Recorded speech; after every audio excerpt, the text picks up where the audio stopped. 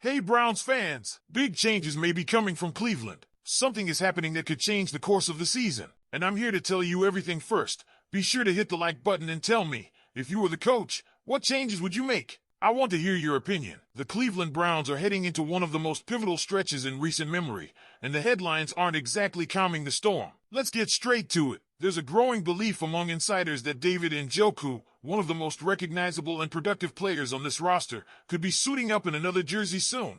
And while that might come as a gut punch to fans, the writing is starting to show up all over the wall. Let's break it down. The Browns recently added tight ends Bendon Bates and Caden Priestcorn, which wouldn't normally raise alarms unless you look at the context. There are no major injuries in the tight end room, so the decision to bring in two more bodies seems like more than just adding depth. Tony Grossi, one of the most reliable voices around the team, went so far as to say it looks like someone is sniffing around Njoku. And when you look at the numbers, it all lines up.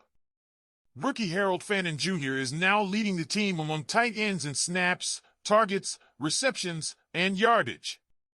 He's not just splitting reps, he's taking over the TE1 role. That's a major development. Njoku, a former first-round pick and a fan favorite, hasn't necessarily regressed. In fact, he's second on the team in receptions and yardage. But the Browns are dealing with an aging veteran in the final year of his contract, who's had injuries in recent seasons and is about to command another payday. With Fannin emerging and the team sitting at 2-6, it's becoming clear that this organization is more focused on reshaping the roster for the future than holding on to its past. Let's not forget, Cleveland already made a tough call by trading away Greg Newsome, also facing a contract year. The same logic may be applying here. Njoku's value on the trade market is still significant, and if the Browns aren't planning on re-signing him, now is the time to cash in.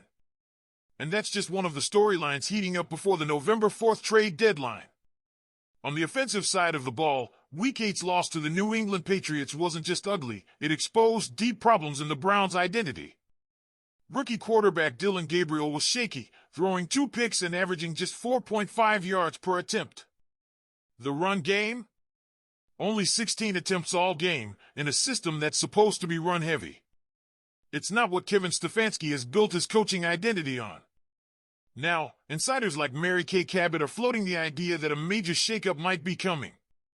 Specifically, Stefanski giving up play-calling duties to offensive coordinator Tommy Rees. That's not a small shift, that would be a seismic change in how this offense functions. Stefanski has long been married to his offensive system, but the numbers and execution just aren't backing him up anymore.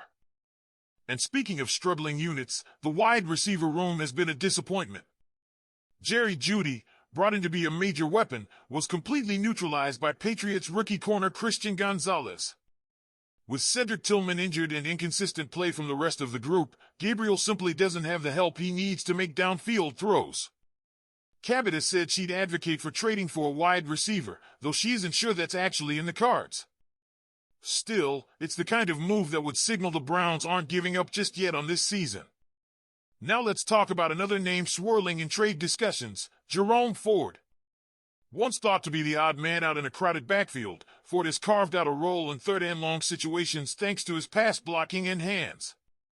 But he lacks the burst and agility to make a real impact beyond that. Rookie Dylan Sampson has shown more explosiveness, and Quinton Judkins remains the go-to-back. Trading Ford would give Sampson more reps, especially as a pass-catching option, and could bring back value from RB-needy teams like the Chargers or Cardinals. Another name? Wyatt Teller.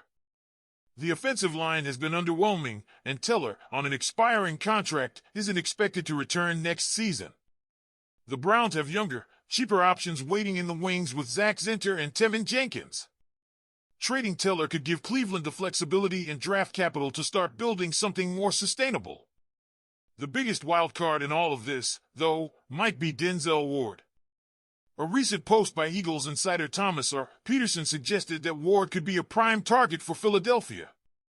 At 28, with a restructured deal and elite talent, he'd be a dream addition for a Super Bowl contender. But this is where it gets complicated. Mary Kay Cabot has stood firm in saying the Browns aren't interested in panic selling their core. And Ward? He's arguably the second most valuable player on this team behind Myles Garrett. Unless the Eagles, or anyone else, come with an absolutely massive offer, it's hard to see Cleveland willingly weakening its top-tier defense. So, here we are. The Browns are stuck in a 2-6 hole, their offense is sputtering, and yet they're not ready to throw in the towel. Instead, they're weighing tough decisions, moves that could reshape this team not just for the rest of this season, but for years to come. From Njoku and Ford to Teller and maybe even Ward, this front office is being forced to ask one tough question after another. But now I want to know, what do you think about this situation with David Njoku? Is it time to move on and let Harold Fannin fully take over? Or is trading one of the team's most productive pass catchers a mistake that Cleveland will regret? Let me know what you think. Because if the Browns do move on from Njoku, it sends a very loud message about where this franchise is heading. It's not just a roster decision, it's a culture shift. Njoku has been one of the few consistent offensive weapons during some of Cleveland's darkest years, a fan favorite who's battled through injuries, multiple coaching staffs, and quarterback changes. To see his time in orange and brown potentially end not because of a drop in production, but because of cap space and a rookie outperforming expectations, speaks volumes about how this front office views the future. Harold Fannin Jr. deserves every bit of the hype. He's done more than just stepping, he's stepped up. But it's still a risk. Moving on from a proven veteran in favor of a first-year player only works if that rookie continues his upward trajectory. If he plateaus or regresses, and Njoku is thriving elsewhere, this becomes another what if the fan base won't soon forget. And with the trade deadline just days away, these aren't hypotheticals anymore, they're decisions that need to be made now. The Browns can't afford to hesitate. Sitting at 2-6, with a struggling offense and internal uncertainty, Cleveland either needs to fully embrace a rebuild or find a way to rally behind what they still have. There's no in-between. That's why names like Jerome Ford and Wyatt Teller are being floated. Not because they're liabilities, but because this team has to get younger, cheaper, and more explosive. Ford has value, but his ceiling is limited.